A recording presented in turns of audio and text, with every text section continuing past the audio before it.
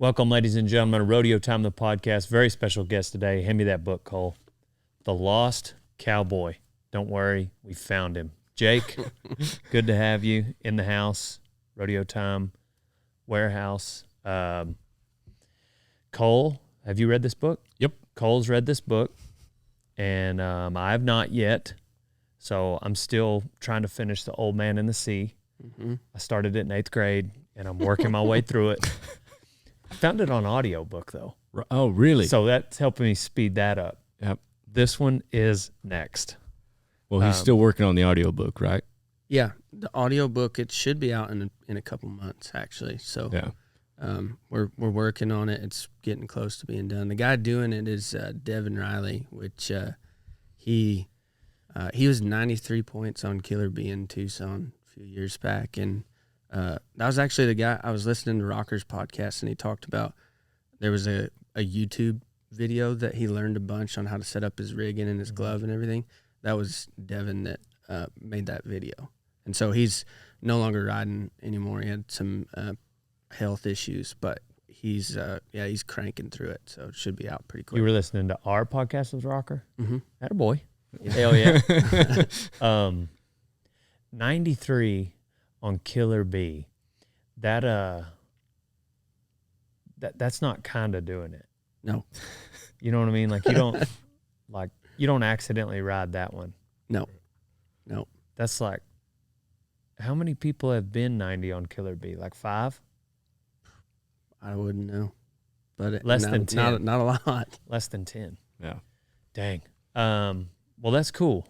I didn't realize. So it sounds like he's going to go 93 on an audiobook. I think he is. I think he is. So tell me about the book.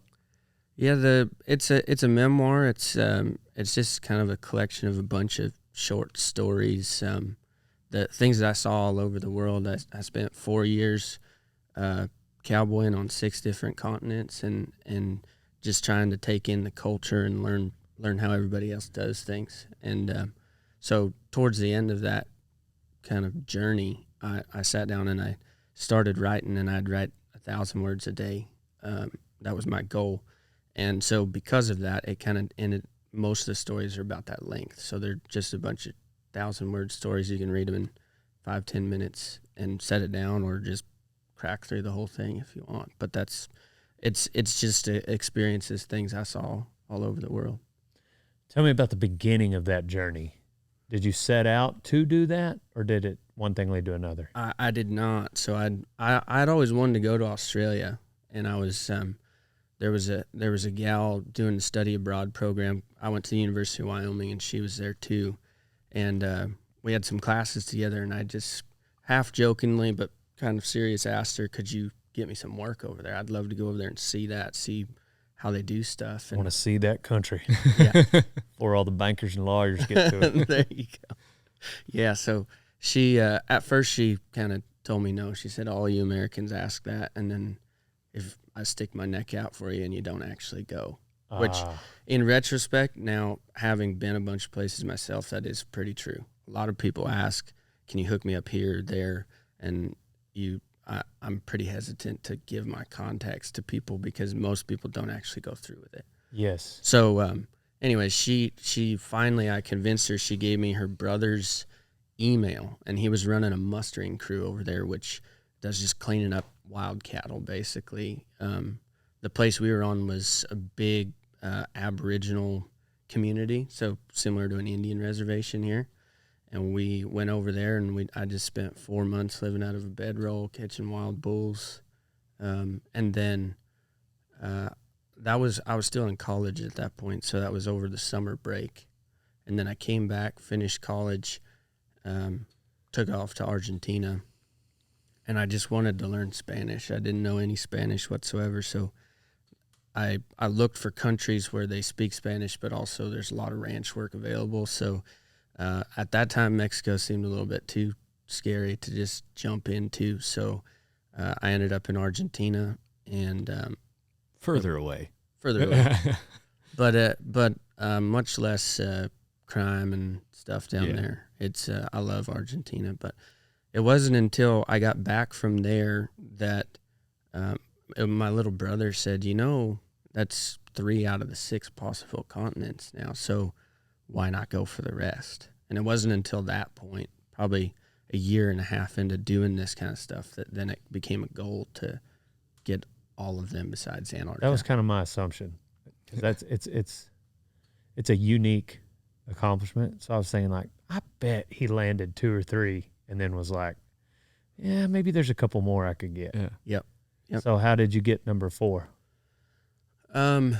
Well, where'd I go? So next was Sweden. And before I went to Sweden, or in between Argentina and Sweden, I spent a year just building up my own kind of livestock business over here. And long story short, that all came just crashing down, and I lost the whole thing. And I didn't know what to do. And it was at that time my brother said that to me, and it occurred to me that was when I was really happiest, was being out and traveling and seeing new places. And so there was a kind of that 1-year hiatus in there, and then I took off to Sweden. I was taking a ranching for profit course, and at that course there was a girl from Sweden. Whoa. People do that? They sure try. Okay. This is getting more and more interesting. Yeah, so, but she had never seen a sheep outfit, and at that time I was running both sheep and cattle, and so she came and saw it for a couple days, and she said, if you ever want to come over and see how we do it in Sweden, let me know. And I said, be careful, because I will, and I did. Yeah. Okay. Tuesday? Sound good? Yeah. I'm packed. Yeah. So how long were you in Sweden? I was over there almost exactly 90 days, because that's as long as you can stay on a visa over there. I got you. I pushed it right to the limit in Europe, and then jumped on a plane, went to Dubai for a week just to see it. And then I went straight down to South Africa, and I spent about 6 months in South Africa. Nice. They're a little more lenient on your visa there. Yeah, they did scare me when I got there, because some countries in Africa you have to be vaccinated for yellow fever. Uh-huh. And South Africa is not one of those countries, but I had a layover in Kenya, I believe. And when I got there, they started giving me a hard time because I didn't have that card that said I was vaccinated for yellow fever. And it took quite a few, I don't know, probably 2-3 hours of like arguing with them to let them know that I just had a layover. I wasn't spending time in Kenya. Yeah, that would be scary in another country. Yeah. How was South Africa? South Africa was one of my favorite places. I mean, as far as a place that really changed who I was and how I looked at the world, South Africa was probably that place that How changed. so?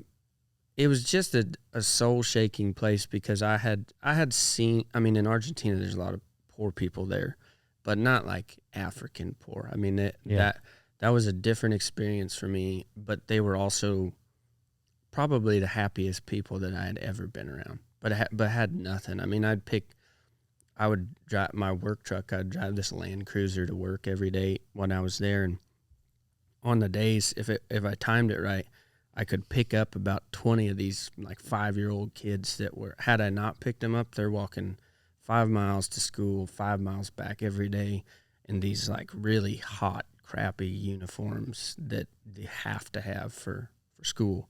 And so just experiences like that. There was it wasn't a real orphanage. There was an old woman that took on a couple kids that I think were her grandkids. And then she just started growing this herd of kids that their parents weren't around to take care of them.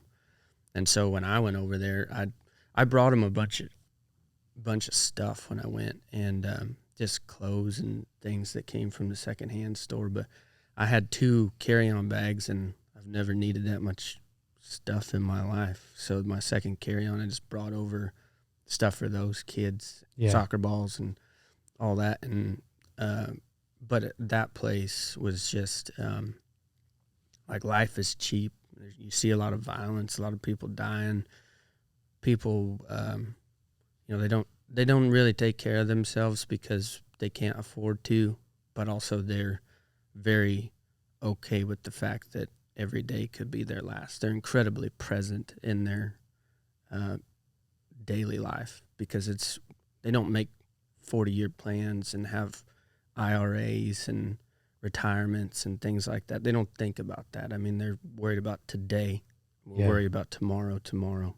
And so that was a really interesting mindset to be a part of and be around. So what was the cowboying like? South Africa. That was, so most of my time was spent on this ranch that was right on the border of this little country called Lesotho. And Lesotho is landlocked inside South Africa, and it's much poorer than South Africa. The reason why it's its own landlocked country is because it's the top of a plateau that when Shaka Zulu, 300 years ago, he basically took over all of southern Africa. And when he did that, he could never defeat those people up on the plateau. They'd just throw rocks down on him, and he could never get up there. So when South Africa became a country, they were not part of it. And so South Africa got more and more wealthy, and they did not. And because of that, those folks, a lot of times there was a lot of livestock theft right there on the border. And so this particular ranch, the majority of your job as like a herdsman or something over there is you had to count the livestock every single day, and you could not be wrong because you needed to know. If you were wrong and you told the boss there was one missing and they spent days looking for stolen livestock, you would lose your job. Yeah. So it's mostly just counting and making sure stuff is still there. And then they'd have, some of these guys just had AK-47s and they'd just be horseback up and down the border all day. And that was their whole job, was just to make sure nothing was going missing. So that country, they did allow guns, or were they a little bit more like police force kind of people? Guns are very hard to get there. I couldn't tell you if those AKs were legal or not. I got you. I did do some hunting over there, and a lot of my friends over there hunt, and they were telling me it's about a 2 to 3 year process to get one firearm. Yeah. And it's hard, and you got to have a safe installed that's bolted to the floor, bolted to the wall.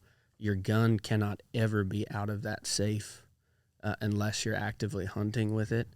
And they would like sometimes come to your house just to check that gun wasn't sitting on your cupboard or something. They would just show up and say, "Show us your guns," and you had to account for them. So there was way more illegal guns in South Africa than there was legal guns.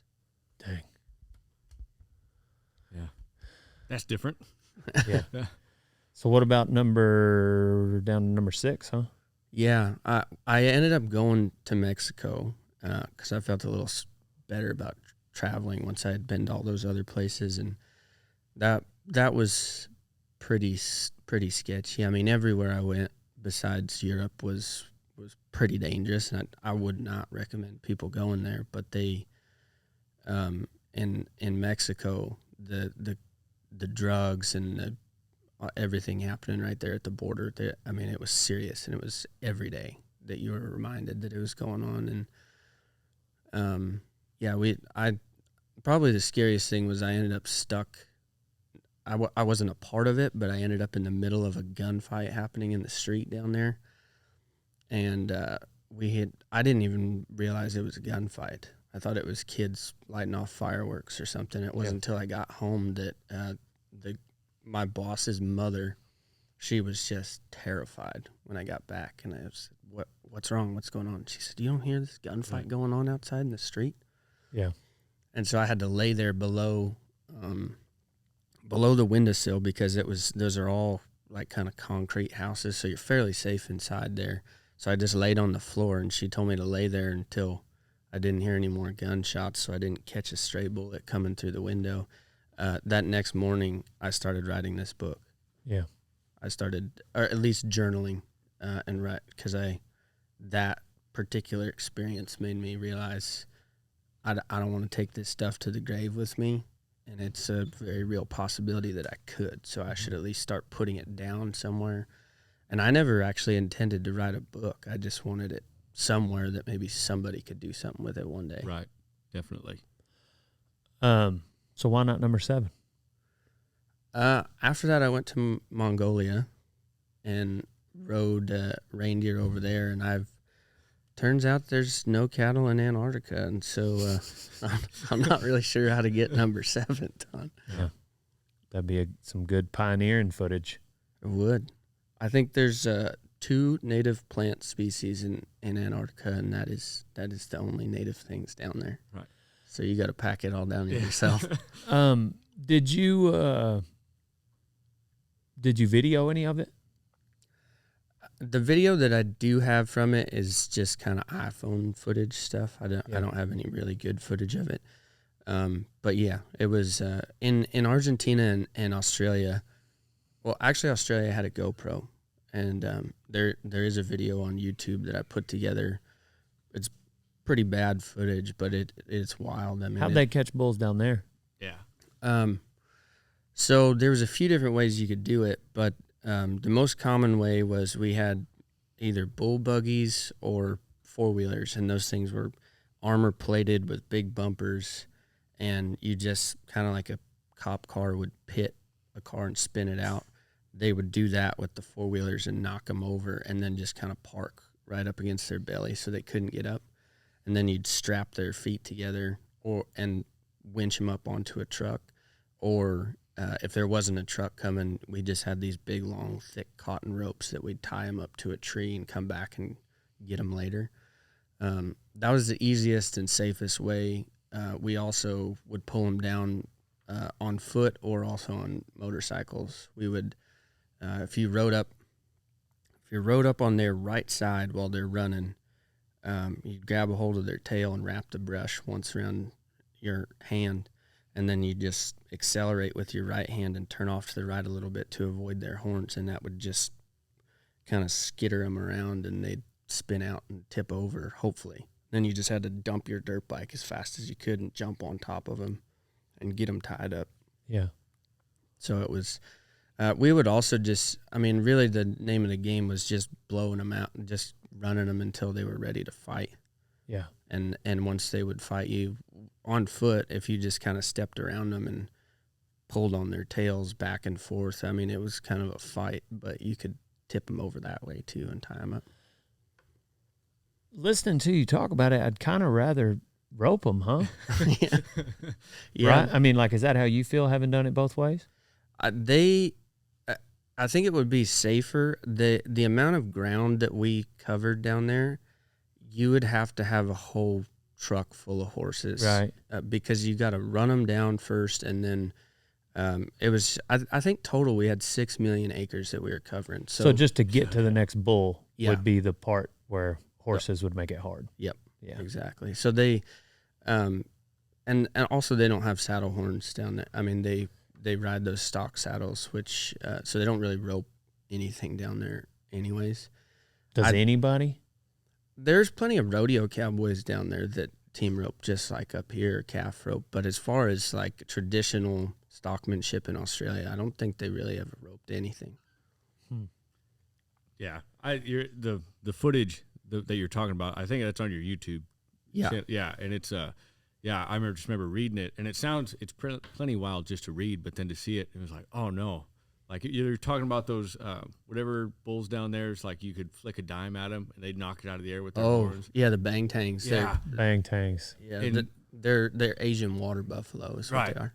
And and just getting a hold of them. I mean, tailing them down, and it's just this footage where they can't get you if you're holding their tail. But I don't think I have the guts or you know what I mean? Yeah. I've never been in a scenario where I was like, oh, I'll just grab his tail. I went over there once for PBR, mm-hmm. and they were bucking some of the bang tangs. Oh, really? Yeah. Them guys didn't like getting on them. I bet. Or maybe it was just this one guy that I knew that drew one. Maybe he had a bad attitude, but they said he was saying they buck weird. I bet they do. But they dang sure, I mean, it was in the draw, and it was dang sure different. Like I was on the back of the chutes watching it. Like they sure enough bucked a bang tang on it. I don't know. It was different, but like I said, I don't know. Maybe for the most part they are. And then this guy was just bucked off before he got on mentally, Right. because he didn't get what he had wanted. But but they look different enough that it seems like they would be. Are they a lot meaner? Yeah, they're faster and they have way more endurance than normal cattle, and so they I never actually caught one of those. They were like there's parts like up in the Northern Territory. There's more of them. Where I was on Cape York, which is like far north Queensland. Gotcha. And they were pretty rare up there, and so that was kind of like the golden egg if you could find one. But they weren't everywhere. They were pretty rare. Pound for pound, based on efficiency, who was probably the most efficient ranching wise, just in the big picture of ranching? Efficiency, I would say Australians. Those big stations, I think they like year-round full-time employees. They could be running anywhere 50 to 60,000 head of cattle with 5 or 6 full-time employees. Yeah.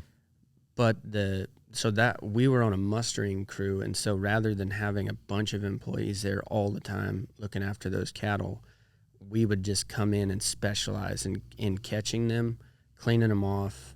We would give them one vaccination, which was for botulinum, because they're so mineral deficient that they eat bones, a lot of bones. And so that botulinum shot was just to help them, if they were eating bones, hopefully they didn't get too sick from it. But otherwise, those cattle were brought in once a year.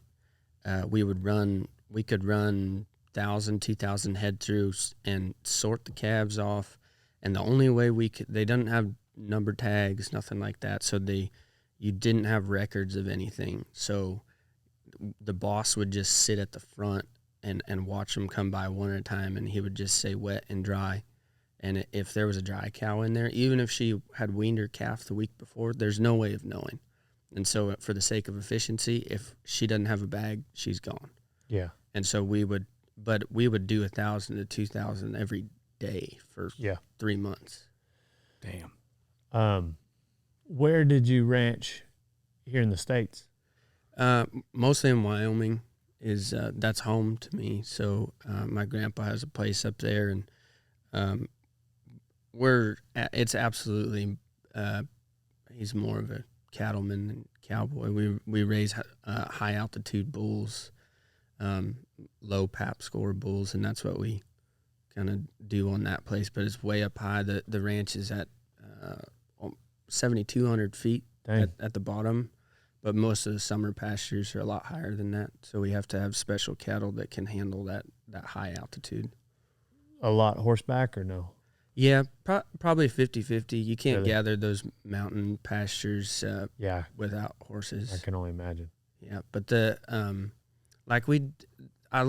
where I learned the majority of things that I know, and it wasn't until I went to these other places. Like we don't even rope and drag stuff there. We just farm or brand them, because my grandpa's had some wrecks in the past that he wouldn't allow that to happen anymore in his place. So that I learned a lot about cattle there, but I wouldn't say it necessarily made me a good cowboy in any way. Did you get to rope and drag anywhere? No, I mean, I've worked on other ranches where we've done it, but I mean in the other countries.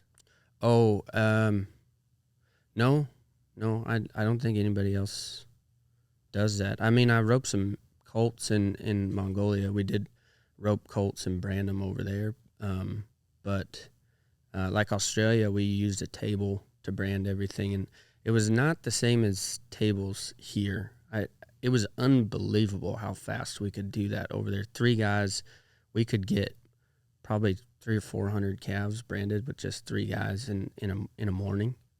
And it was like a portable little chute that we just had a truck tire in that chute that we'd use. So you would just brand them and give them that one shot? Yep. Gotcha. Yep. And castrate? Yeah, we'd castrate, and then we'd also use a spoon on their horns, dehorn them. Yeah. So one guy ran the head, just cutting horns. One guy ran the back, cutting nuts, and the third guy stuck the brand on them and just super fast, banging through them. Dang. Yeah, I don't know. Australia, what was the town? Kawanima, or what was it? Kawanyama. Okay, yep. Just going down there, but even the culture shock, it was crazy to hear you talk about that bar that you always go to. There was this one bar in this town, and you talk about it and how they had these high prison-like fences on it and everything. And I remember I just looked it up afterwards, and yeah, it was just wild country and everything. But what do you? Were there any similarities down there in Australia and everything? Like, do you come? Is there a place up here that's kind of as wild as it was down there? Oh, I don't know. I mean, it was. I guess I don't know if I've ever been anywhere here that's as wild as there. Yeah. I did.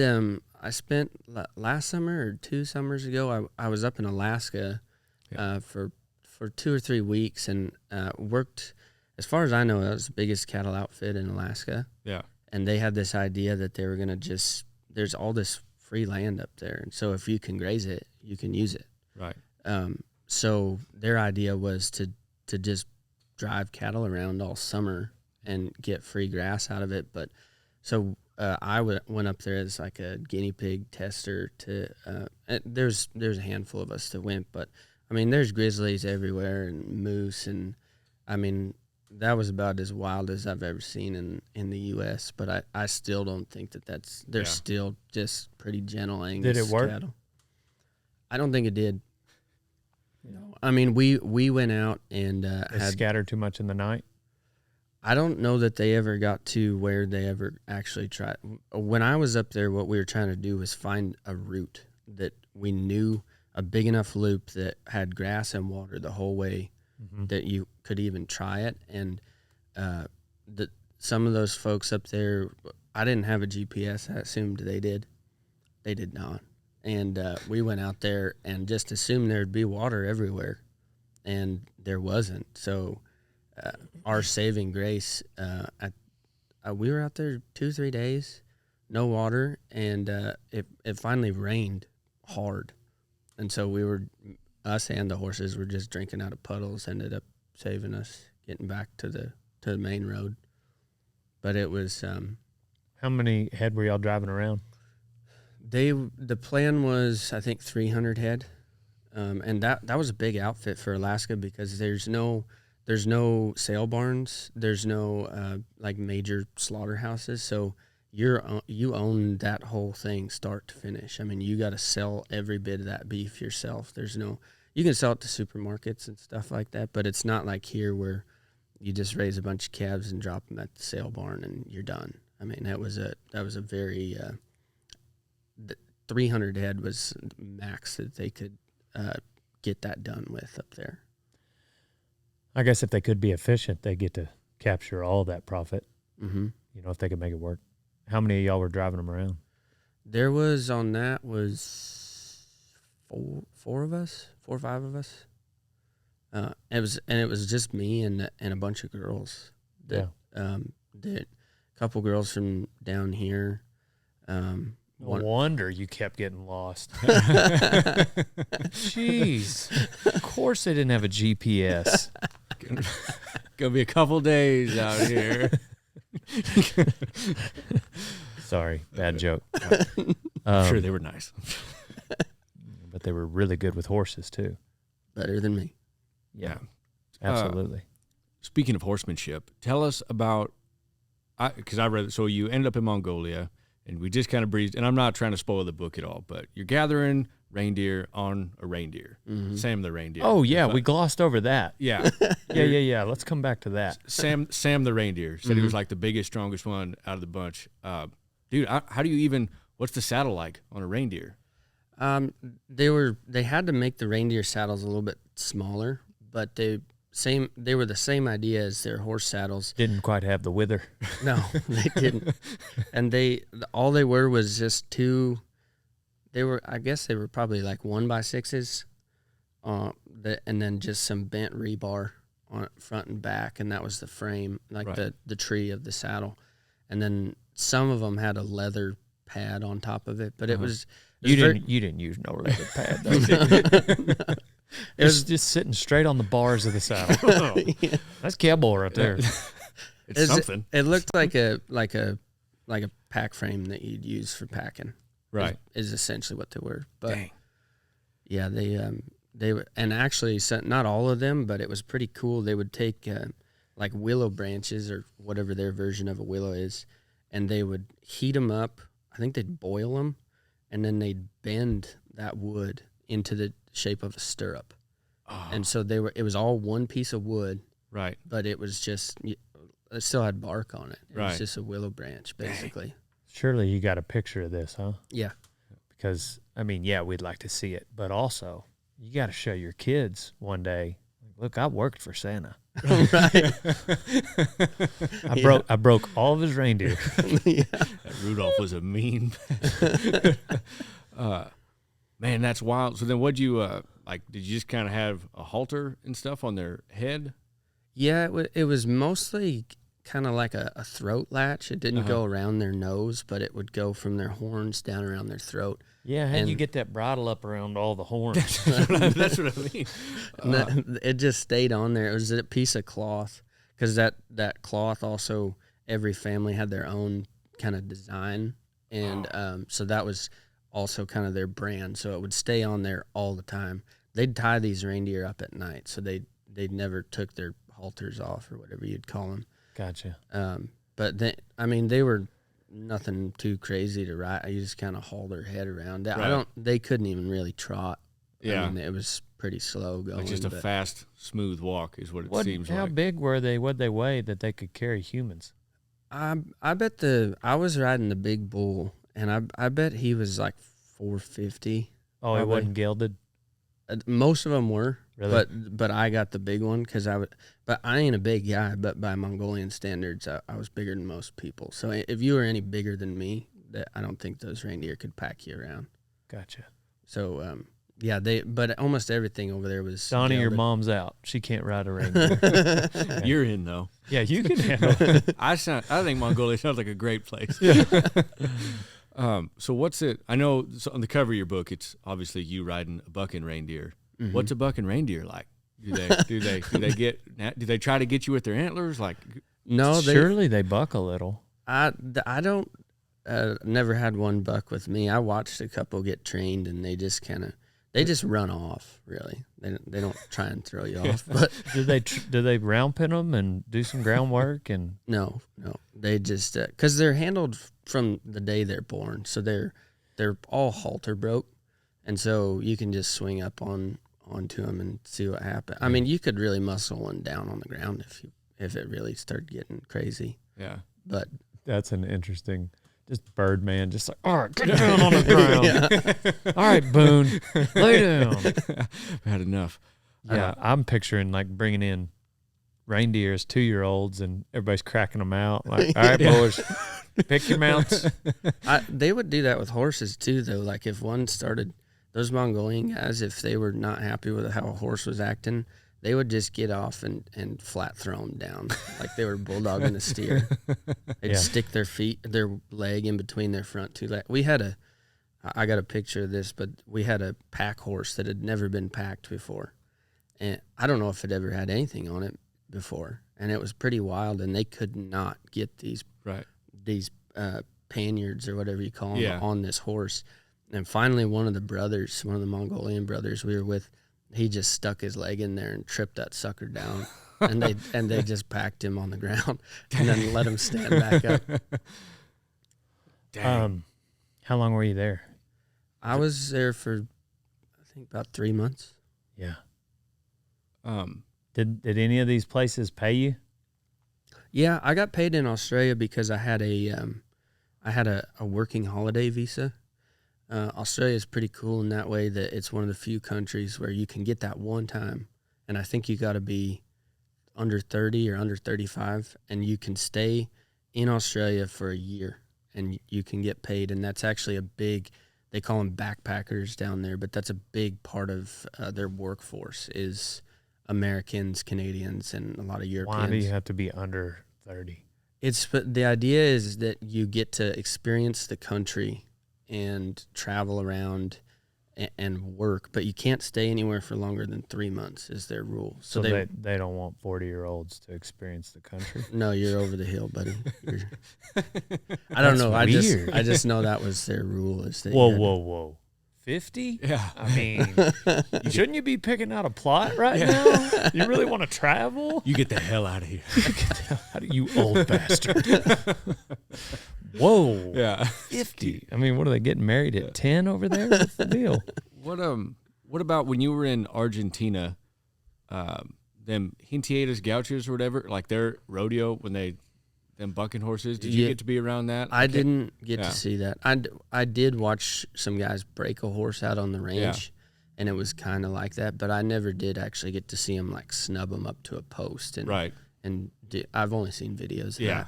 Where did you feel that you were the most in danger? I'm sure Mexico, the gunfight, but just like ranching wise.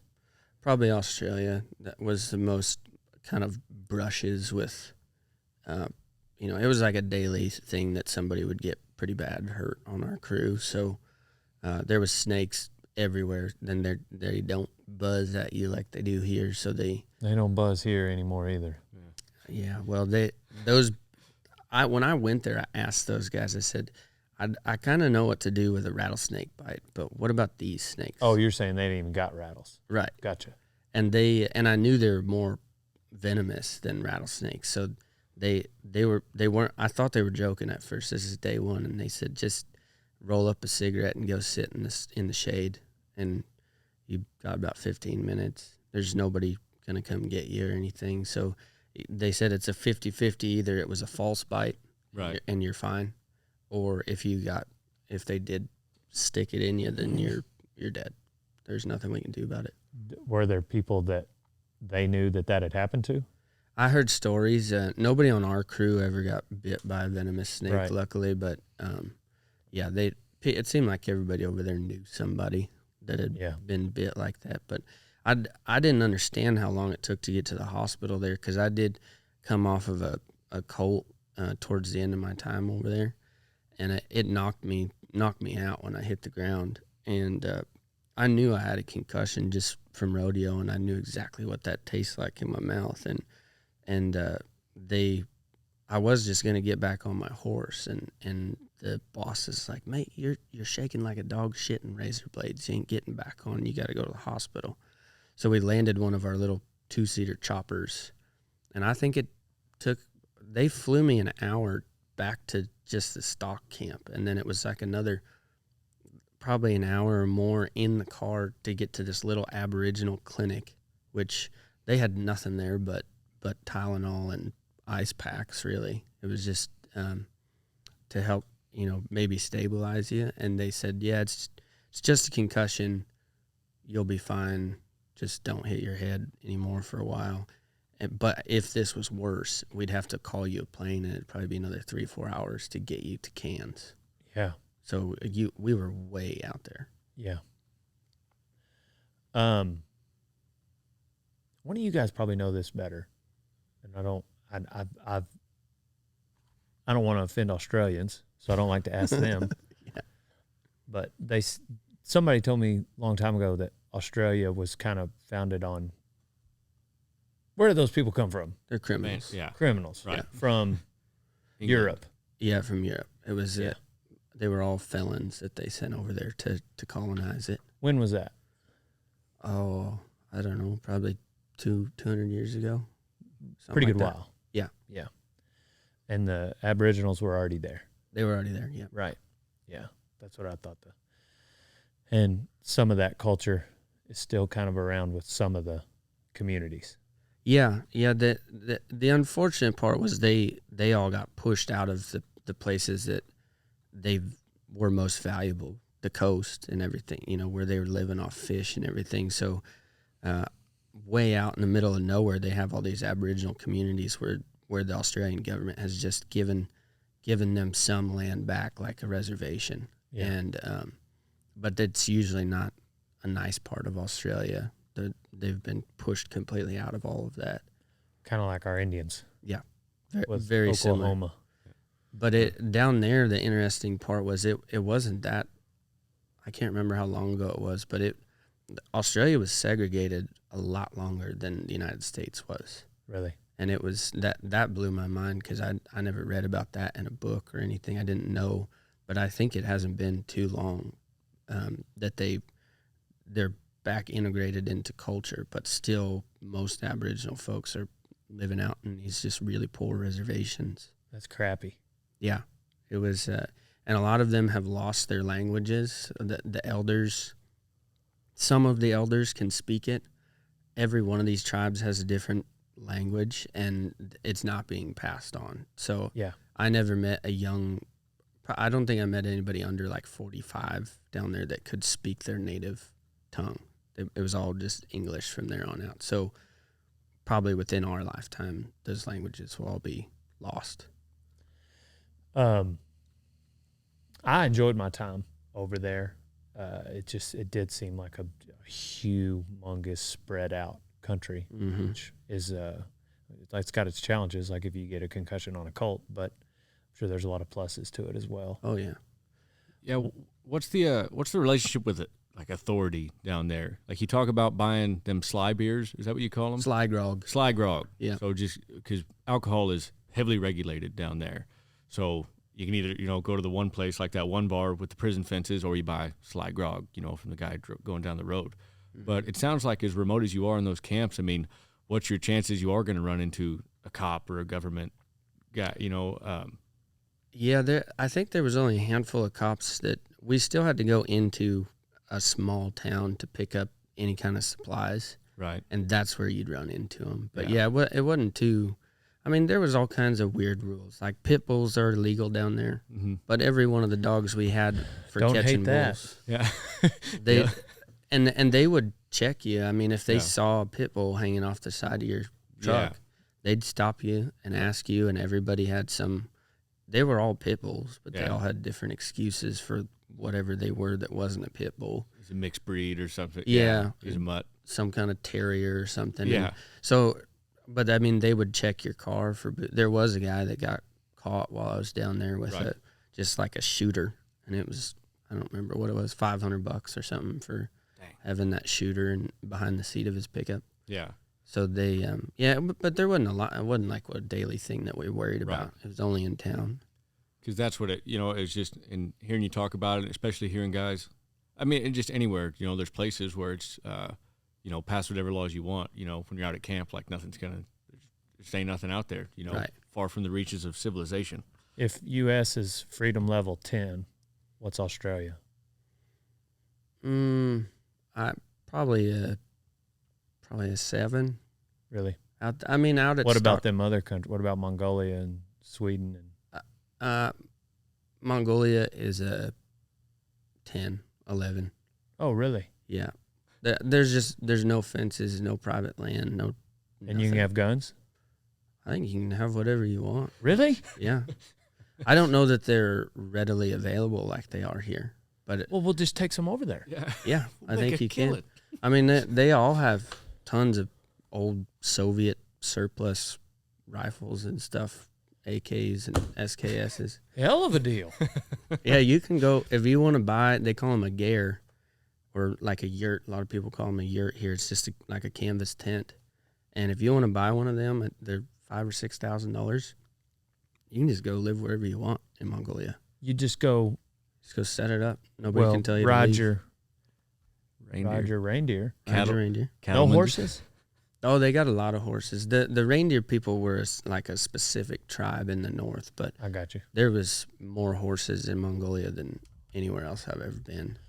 Cattleman's paradise, to hear Jake tell it. Sweden, freedom level 1.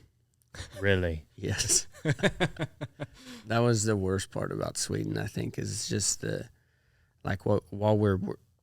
hormones are illegal there, roping is illegal there. Branding without lidocaine or some kind of pain thing is illegal there. So you couldn't with a capital T. Yes, you couldn't fertility test bulls.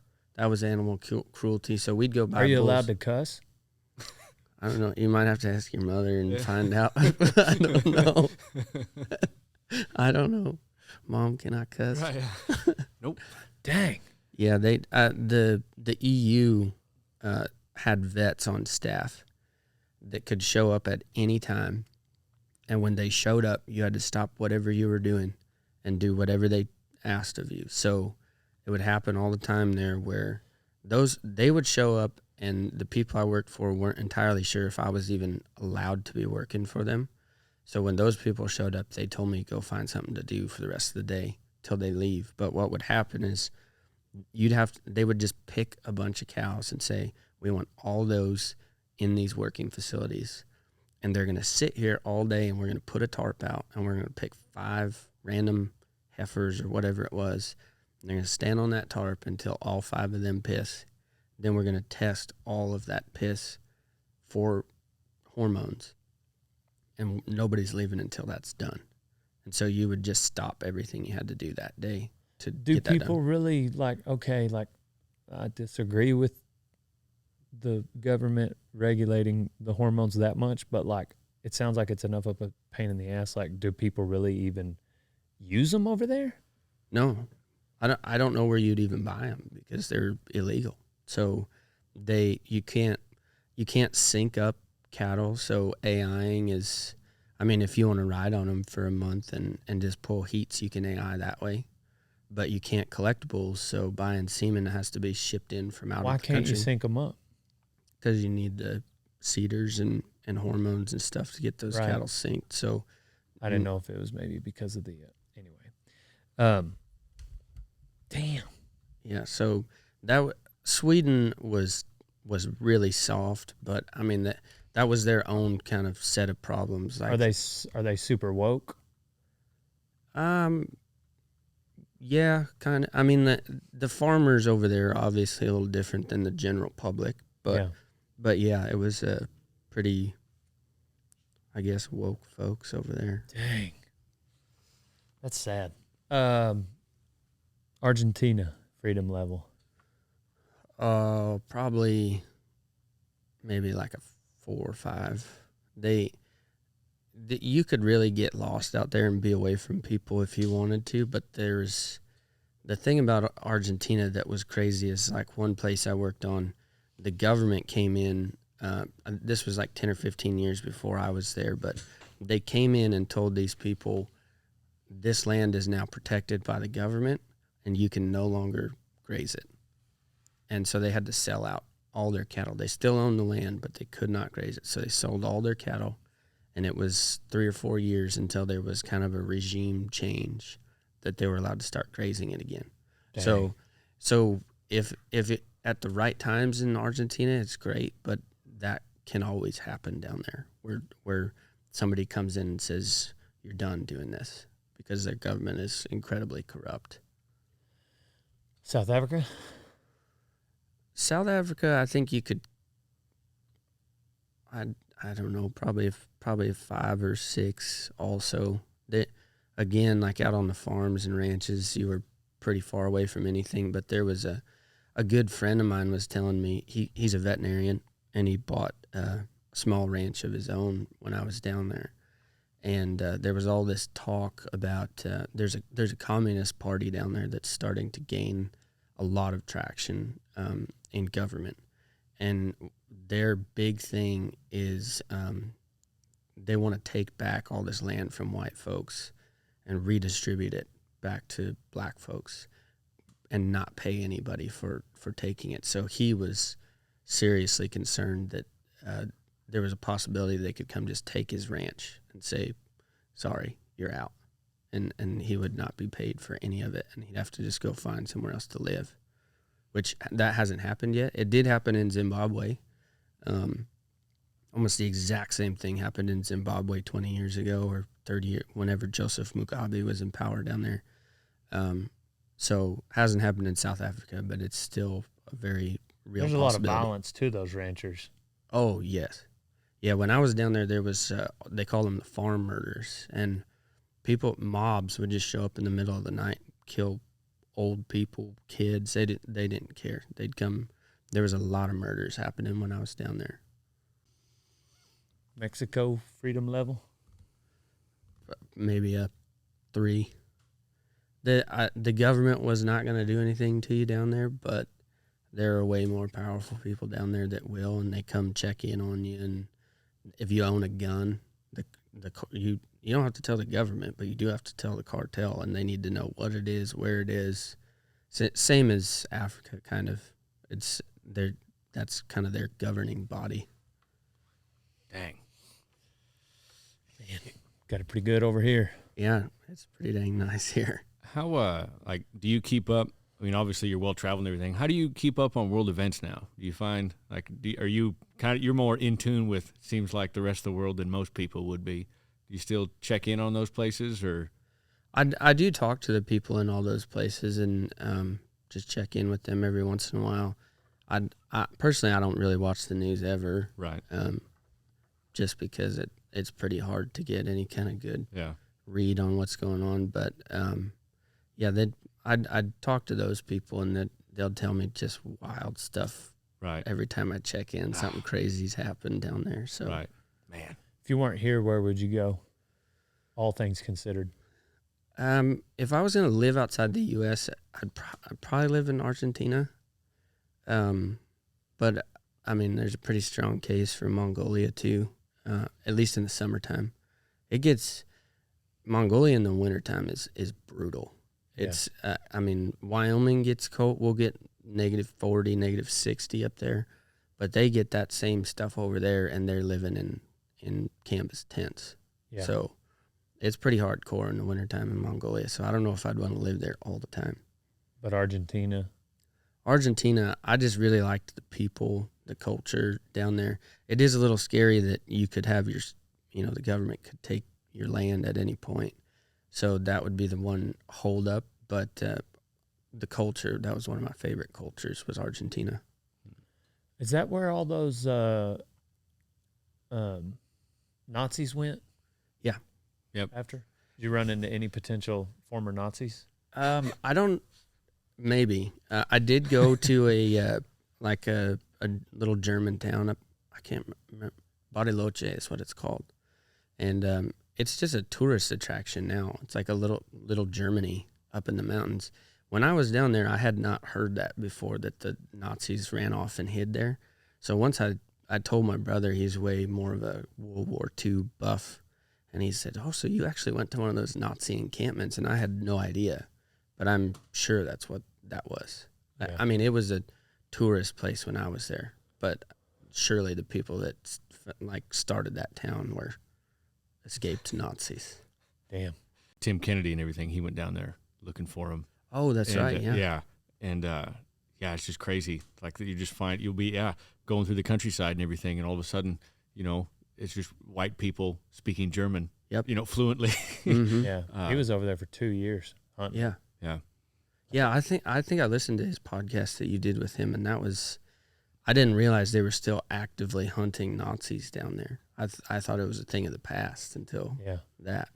There's still a case that Hitler might have made it down there. Yeah, just saying. I've heard that. Yep. Well, yeah, I didn't know it prior to Tim's book, but I applaud it. Yeah. You can kill them all. If there's anything that would deserve someone to be hunted this many years later, I think that's it. Yep. Fair point. I think that's it. What so it's like everybody, you talk about a guy's rig, like your saddle or your truck and trailer, anything, even just your everyday carry, it's a conglomeration of all the places you've been already, and you've been all over the world. Is there anything you carry on a day-to-day, or maybe when you're ranching, that's extremely unique? Like maybe only you have it, or maybe it has a special meaning? Yeah. The belt I wear every day is a set of Hobbles that I got down in Australia. That I've seen Hobble belts here, but this one. Let me see. I've heard of guys wearing Hobble belts before. This one's kind of unique just because of that knife holder. Right. I mean, you see these everywhere in Australia. But, really? I've never seen one like that, but plenty of guys got Hobble belts up here. But that's kind of my one thing. Just in case your horse needs a knife while he's out there. Yeah. Hopefully he doesn't use it to cut the hobbles. Yeah. Boone, put it down. No, Boone. The back of the book here says rodeo injuries, bull riding injuries. What happened there? I was rodeoing for the University of Wyoming my whole way through college, and Also, thank you for the belt, by the way. I appreciate I it. didn't wear one today. So Always wanted one of these. always. Anyway, University of Wyoming. but the worst injuries I got out of that were the head injuries. Yeah. Like bones heal and cartilage, everything that ain't that big a deal. But I've probably had 12, 13 concussions, and I could tell as they went on that they were getting worse, and that ended up being why I hung up my bull rope, is because it didn't seem worth it to me anymore. I started getting that was the first thing I'd think of, is I hope I don't hit my head on this ride. Yeah. And you don't need to be getting on if that's the case. You play music? No. I shoot a lot of music videos for Western kind of cowboy artists, but I run the camera because I can't play a guitar. I got you. And that's how you met Coulter? I met Coulter at the Elko Cowboy Poetry Gathering. At that time, I wasn't shooting music videos. I was just kind of traveling around, being a bum, living in my van. But I met him there, and then since then, we've done some video stuff together. Nice. Yeah, he did the forward on the book, looks like. Who did your artwork? Her name is Taylor Ann. She's I'm not sure where she's from originally, but she was up in Montana when she drew that cover art. So, year-wise, what was the time span of years? I went to Australia in 2015, and I got back from Mongolia in 2019. So 15 to 19, roughly. What'd you get more out of, that 4 years or your 4 years in Wyoming at college? Oh, absolutely 4 years traveling. Oh, you don't say. You don't say. So you get back 2019. That's been 4 years ago. How did this story of 4 years shape your life for what came after? Like what changed or developed because of that? It made it impossible for me to stay in one place very long when I got back. But I had a lot of plans for international stuff, and then why is that? You have FOMO about the next place, or yeah, just always wanting to see what's over the next hill. I am never content sitting in the same spot. So that's not necessarily a good thing. I don't know if it's a bad thing either. It's a blessing and a curse, but it's just, I always have to be moving. I always am looking for the next thing, and it's, it makes it pretty hard to have a normal life when you're that way. So I would imagine it might make it hard on a relationship. Yeah. Girlfriend? Nope. Boyfriend? Nope. No. It's cool. It's cool.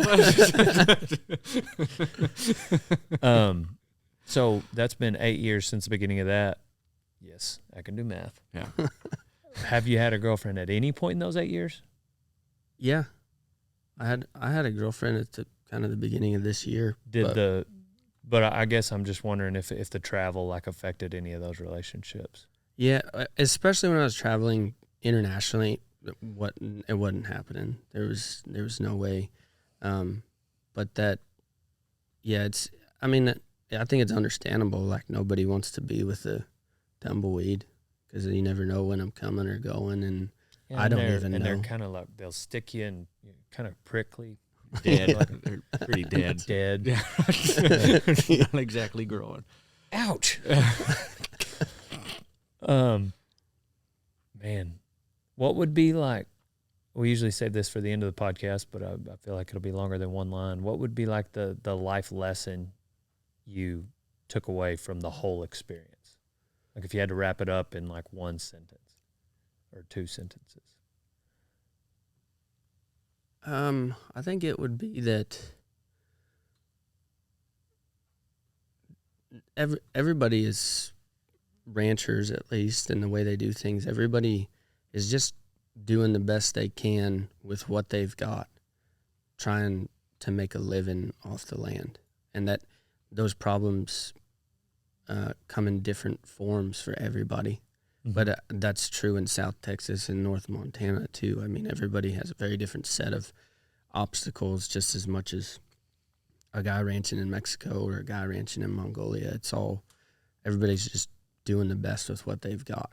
And so being a cowboy personality on the internet and put out a lot of content about ranching in Texas, mainly because that's where I live.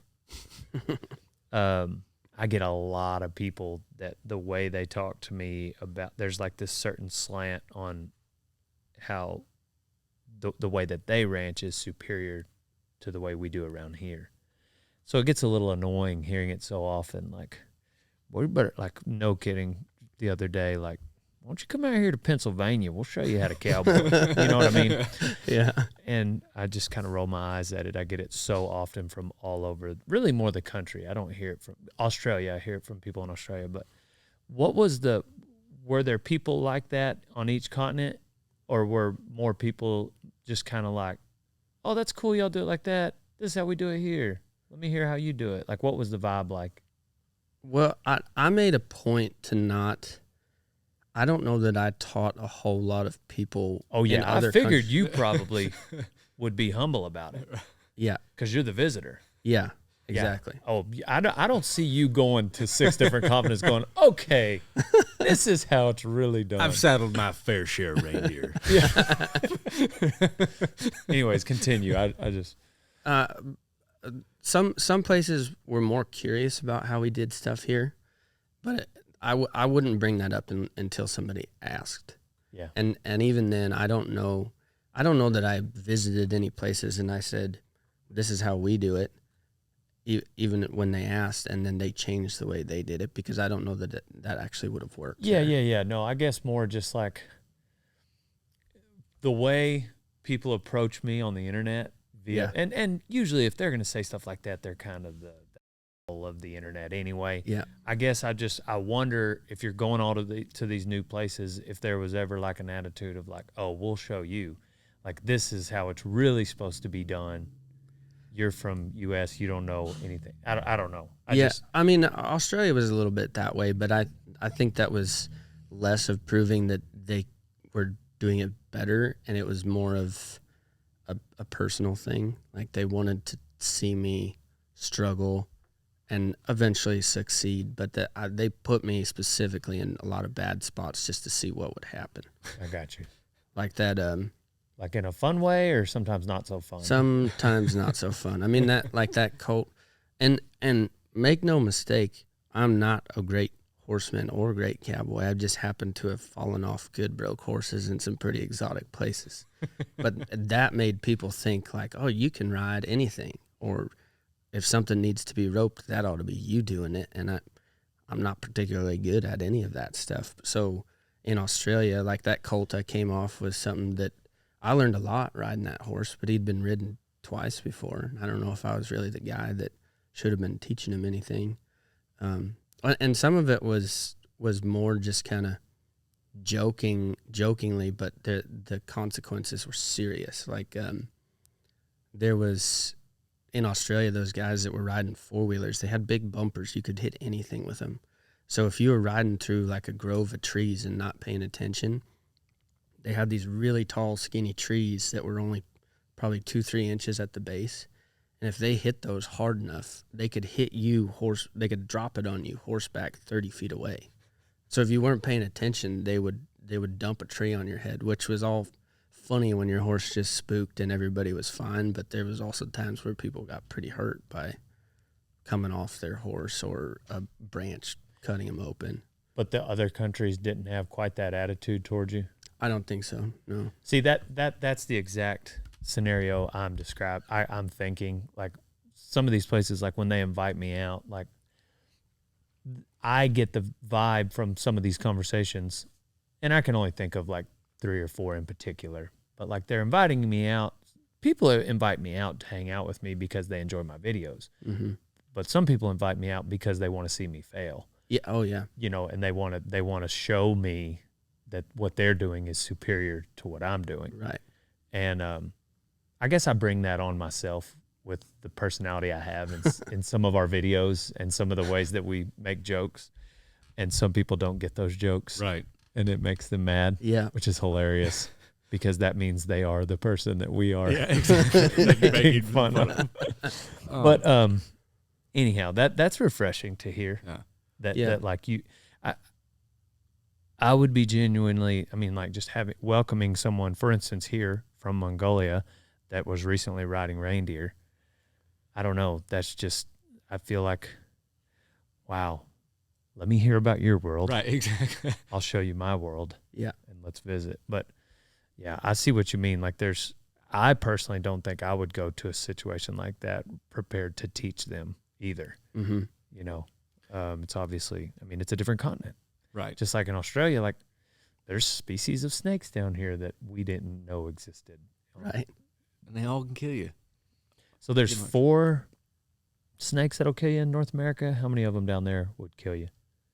Do you know? I don't know how many there are. I know where I was living, I think 2 or 3 of the top 5 most venomous snakes in the world were there. Wow. We had king browns. Did you see any of them? Mm-hmm. Oh, dang. Almost every day. Almost every day. Yeah. We had twice we had an inland taipan in our shower. That's the most venomous snake in the world. No kidding. It just curled up in the shower, and those snakes are not real aggressive. I mean, they will kill you if they bite you, but You got to sit on them. they're pretty shy. But those king browns down there, they get 6-8 feet long, and those suckers are really aggressive. Do they all hide very well? Yeah, I mean, really the most dangerous points that I had is you'd be flying on a dirt bike, and it wasn't until the last second you'd see you're about to run over a snake, and all you could do is just throw your feet up on the front fender. Yeah. And that was when we had the most close calls. But it would have, I mean, they don't make any noise or anything, so we had a couple of those king browns come into camp, and everybody was bailing up on top of pickups and stuff because we had to end up cutting them up and get rid of them that way. But I mean, it was the same thing. We couldn't go near the dirt tanks down there are full of crocs, but you don't see them, and there's huge crocs in some of them. Did you see any of those? Yeah, we saw crocs, and you'd see where they'd slide in and out and everything. But like our water bottles, we didn't have filters. We didn't have any kind of chemicals to clean it out. We were just drinking the same water out of the dirt tanks that the cows were. And our water bottles, to fill them, you just have to have a little piece of rope, and you throw that sucker out there and pull it back because you're not supposed to stand within like 10 feet of the bank.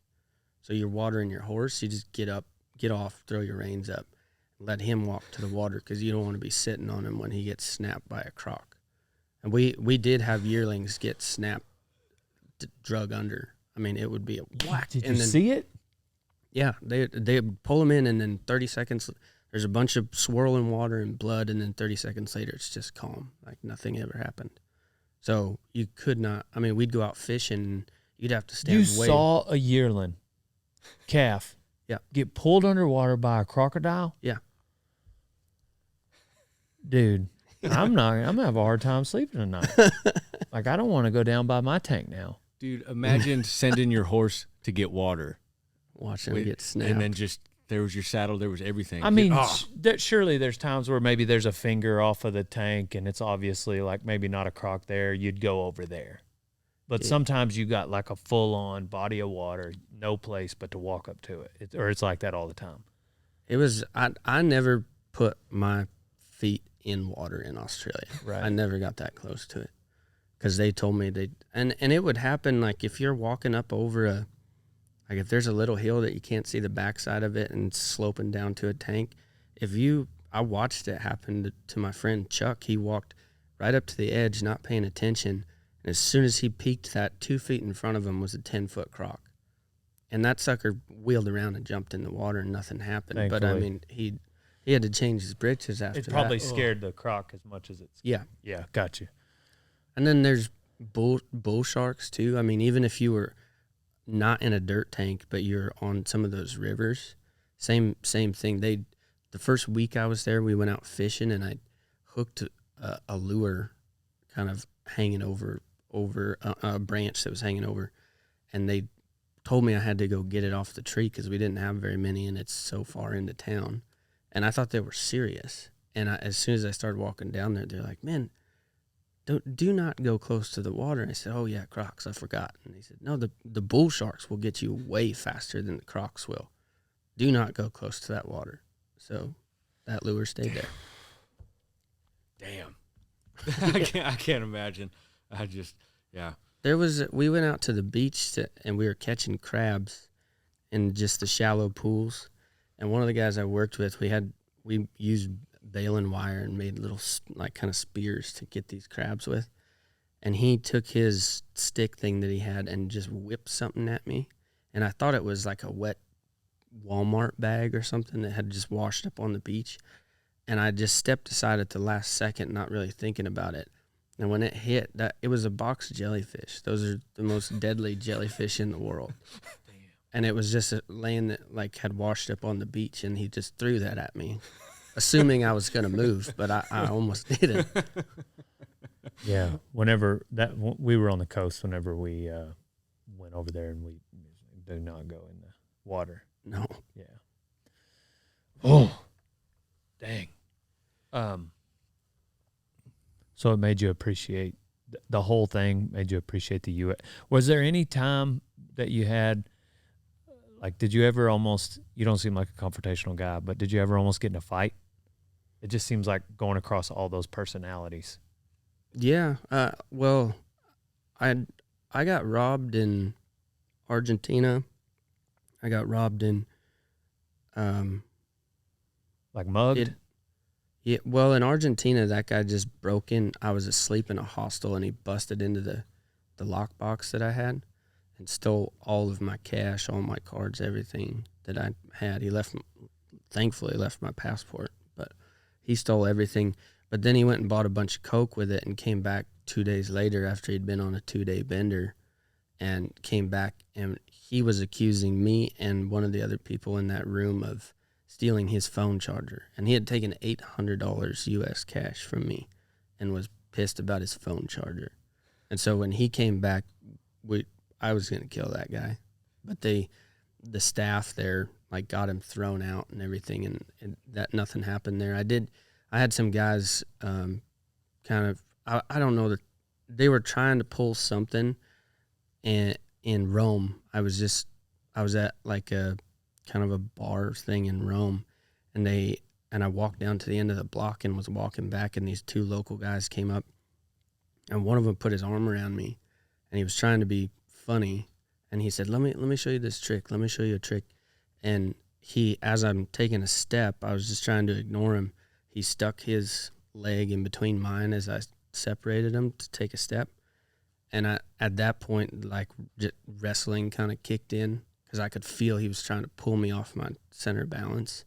And I just dropped, and I smoked this dude onto the ground. And I left him there with his buddy, and I just ran back to where I knew some people. And I don't know whatever happened to him. Maybe he was joking, but I don't think he was. I think he was trying to. Didn't seem very funny. Oof. You got in a fight in Australia on a bus or something, didn't you? Yeah. What kind of a I fight? forgot about that one. Yeah. I don't know if that was really a fight. It was more just an ass kicking, but I didn't mean to bring it up. Yeah, that one that I had been running with, all those guys I ran with were tough dudes out there catching bulls. And so when we came back into town, I wasn't with them anymore. I was flying out a couple days later, so I was just hanging out with some folks that lived there in the city, and we went to a polo match, and there was a bus that ran back into town to drop us off to our hotel. And I was with these two girls trying to follow them back to the group. They were the only ones that knew where everybody else was.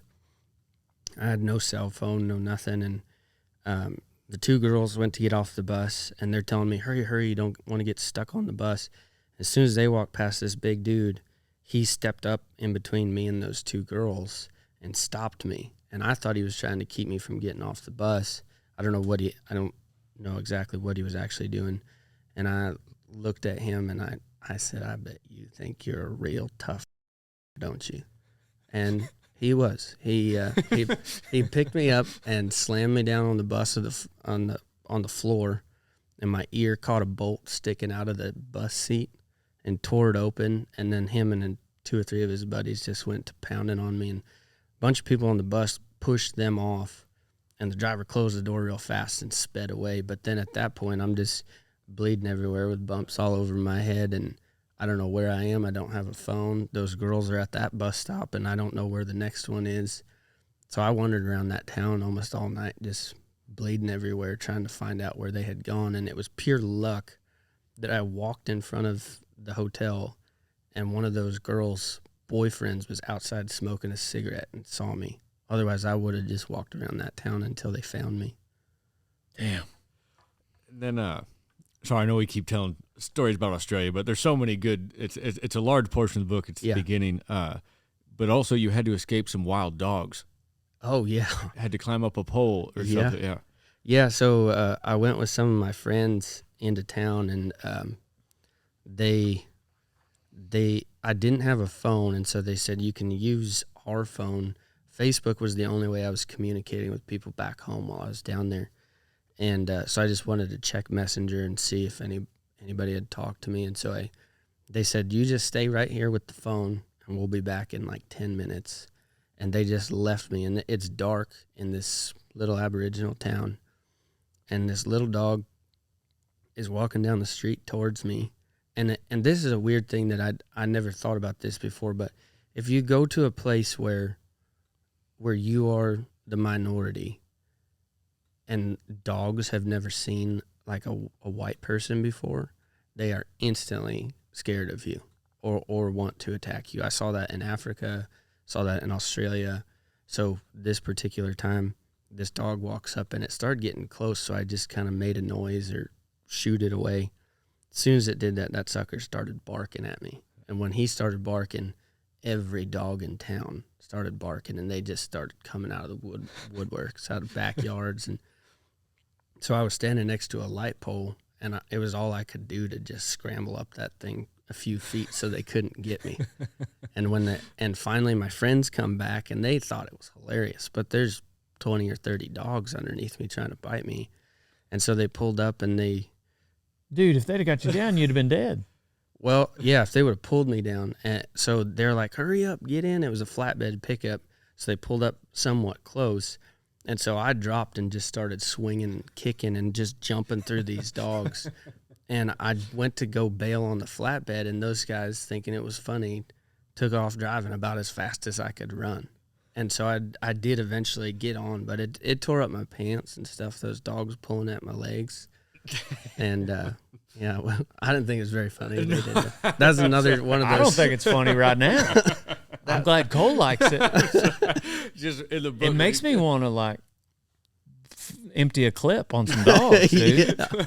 In the book, when he's talking about it, I just started kicking, and you could just see little dogs flying everywhere. Dude, I usually have a hard time. Like I don't like putting animals down. But something like that, I would have no remorse. I would sleep like a baby that night. Yep. I wouldn't think, I'd forget about it. Like, as soon as we changed, dude, no remorse. I would feel no remorse. It sounds like the guys in Australia, and you talked about it, you already talked about it on the podcast, but in the book too, I mean, they were always playing jokes, and the helicopter pilots would buzz you, scare your horse with the shadow and everything. Yep. And obviously here in America, I mean, granted, yeah, I work with a comedian too, but everywhere you go, like that's how your buddies, that's how you treat the guys around you. Like you're always giving them guff. Was there anywhere else that did that? I mean, were they like that? It didn't seem like it in your book. Yeah, mostly. I think also probably part of that is that a lot of that is lost in translation if you guys don't speak the same language.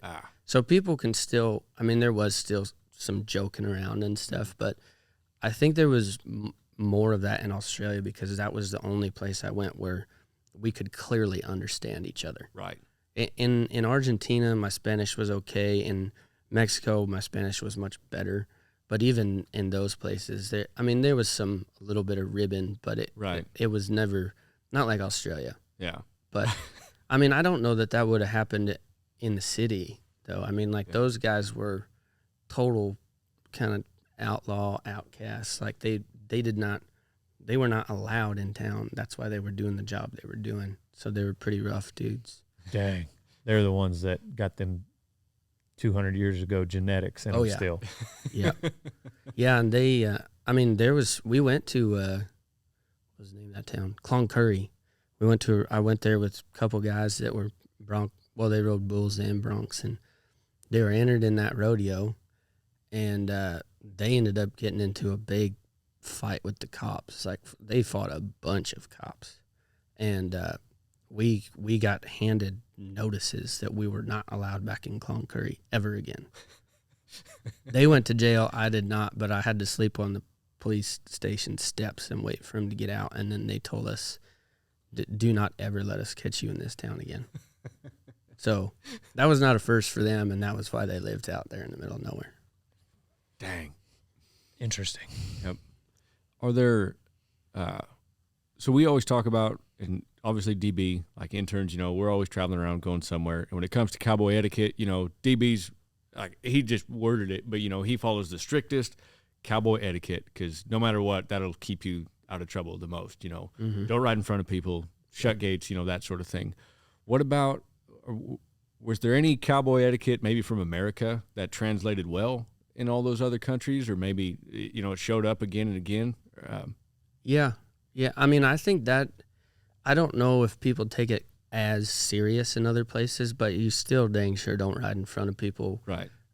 Anywhere I went, that was, I never saw people do that. Right. Did you hear that? Whoever, there's a new intern listening to this podcast right now. No kidding. All around the world.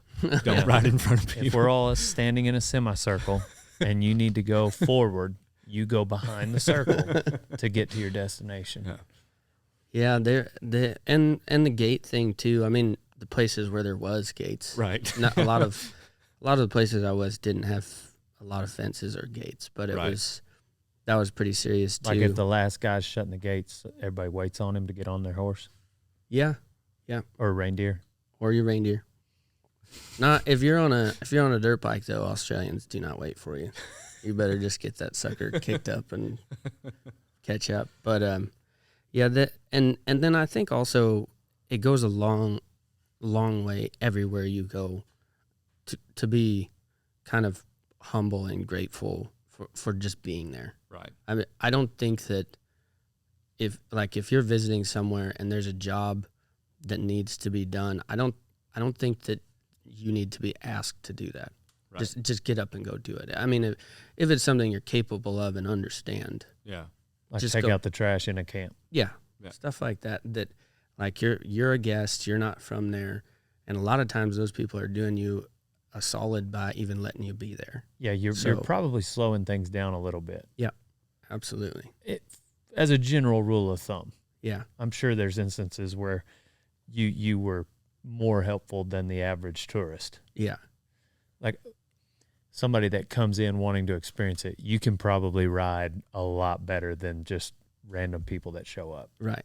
Yeah. Yeah. I imagine they were all pretty grateful, especially maybe the first couple of days.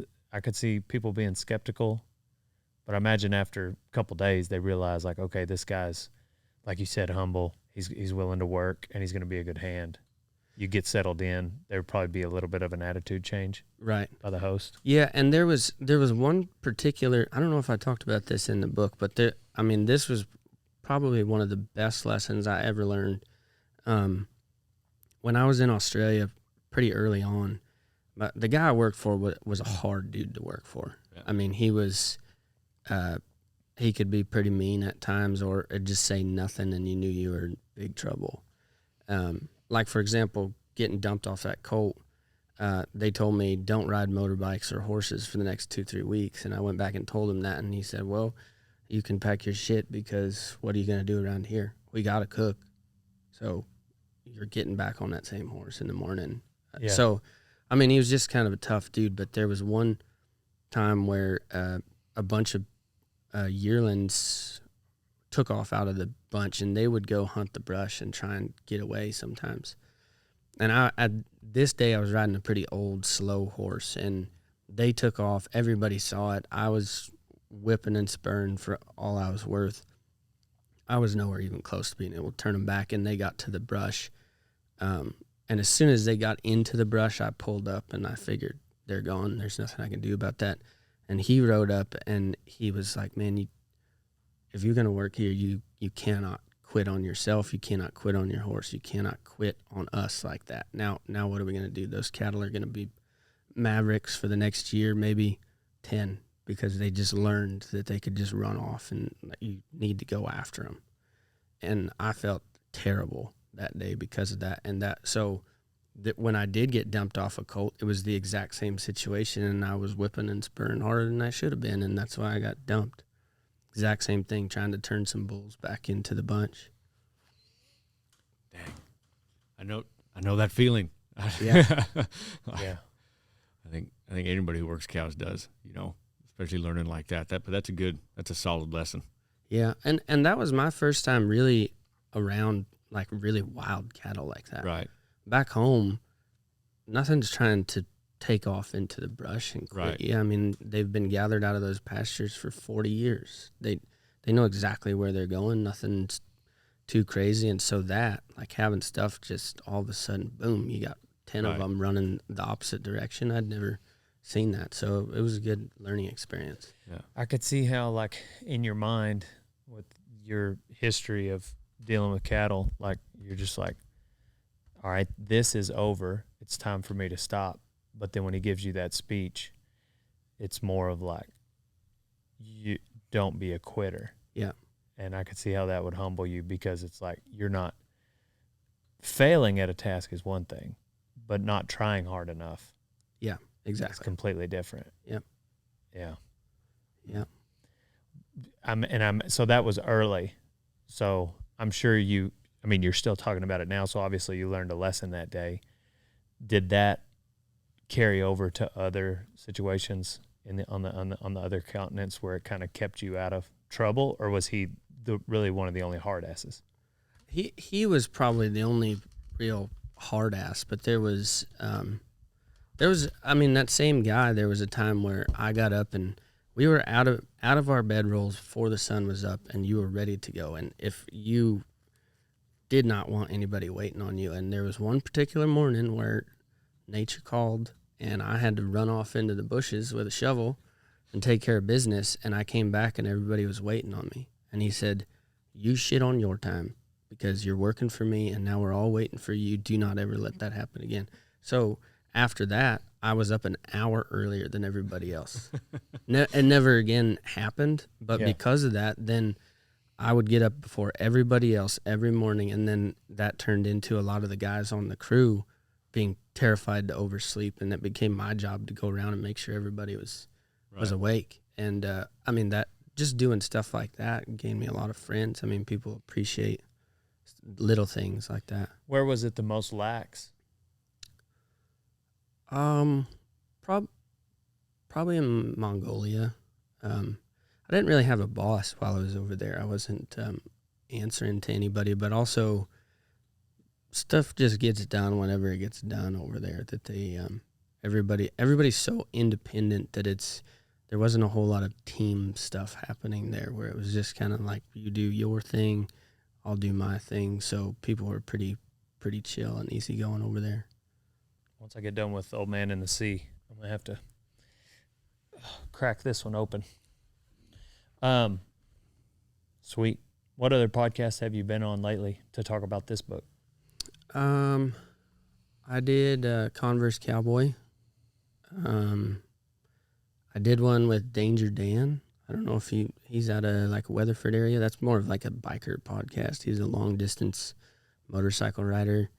That Devin Riley, who's doing my podcast, he has a podcast called Blazing Trails that he does.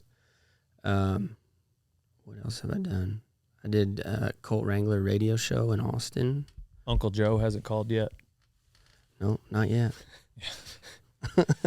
He'll get there. He wants Coulter Wall on a podcast. Yeah. When did the book come out? Came out the beginning of March. How old were you in 2019 or 2015 when all this started? I was 15, 21. Wow. So when I took off doing this, my goal was, once I made it a goal to go to all 6, I wanted it done by the time I was 25. Yeah. And I was like 25 and a half when I showed up in Mongolia. So 6 months later than I expected, but that's the time frame roughly, 21 to 25. Yeah. So what's next? I don't really know. A lot of my energy now, time and energy, has gone into this music project that I've been working on. I just go around. It started out as I got a bunch of cowboy buddies who are musicians, and I was surprised that there was really very little or no content of those people playing music. So it started out with just a couple guys I knew. I went out and shot some video with them, and it just snowballed and took off. So that's more or less what I do for a living now. I try and go back and help my grandpa as much as I can on the ranch, but I spend a ton of time on the road, traveling with bands, shooting live shows, but also doing acoustic music videos with people wherever I can. Any more books in your mind to write? I do have an idea maybe for the next one. I think the next thing that I'll probably put out is I did take quite a few pictures while I was traveling. So I think I might have like just a coffee Coloring table. book? Oh, coffee book. Yeah, of course. Of course. Maybe a coloring book too. Yeah. Coffee book. Yeah. Yeah. I was about to ask something else, but my own joke made me laugh so much I forgot it. I do that. Yeah. Yeah. So immediately, where are you going? Like, where are you going for the rest of the day and the rest of the week? What are your plans? I was going to go try and find Leroy Gibbons and shoot a music video with him. Oh, yeah, that's right. He told me that. That's right. He told me that. So probably do that today. I got to be in Denver this weekend. Coulter's got a show up there that I'm going to go try and catch him at. Also, Summer Dean happens to be playing same time, same place. So go hang out with those guys. And then I plan on being in Cody, Wyoming for the 4th of July. So nice. just be heading north. Making the rounds. Yep. Well, thanks for coming by Radiator Ranch. We're at the Dale Warehouse right now, home of Rodeo Time Incorporated, the apparel line. Check out rodeotime.com. And where do they go to get the Lost Cowboy? Probably the easiest place is just on Amazon. You can search it on Amazon. Sweet. The Lost Cowboy. How do you say your last name? Zielke. And on the book, you're going by JB? Yeah. But you like to be called Jake? You go by JB or Jake? My friends call me Jake. Gotcha. That's what I just thought. So you consider me one of your friends? I do nice. Now. That makes 7. The reason I did that is because of Lonesome Dove. That's how their names are written on the sign. So. Also, I meant that makes 7 friends that I have, not you. I am Jake's 7th friend. Sorry. Anyhow, Lonesome Dove. Yeah, I just thought that's like how old cattlemen used to do it, and I always thought that was kind of interesting. So that's how they did it on Lonesome Dove. So that's how I wrote my name on the book. Nice. The Lost Cowboy by J.B. Zielke. Zielke. Zielke. With foreword by Coulter Wall. Awesome. This is your copy? Yeah. But I can have it? Nope. Can I get you to sign my copy here? Absolutely. I knew you were going to say that. I should have just bought 2. Just make it out to Dale. So Cole won't mind. Thank you guys for listening. Thank you guys for watching. Please text podcast to 940-353-0890. Follow Jake on all things social media. We'll tag him below in the description. Check out The Lost Cowboy. When do you think the audiobook will come out? We're shooting for August. Nice. Look out for it there, too. We are on to the... Oh, yeah, life advice. Do you have anything else you didn't say? Life advice. I don't know if it's really advice. I guess anybody listening, though, I Hope you win all those battles that nobody knows you're fighting. Mm. Dang. Well, I like what you said about no matter what continent you're on, whenever you go somewhere, be humble and work hard. Mm. And that's how you'll be welcomed. Donnie, can you roll this music? I know we can dub it in the edit, but I like to hear it at the end. We are on to the next one, people. Pow, pow.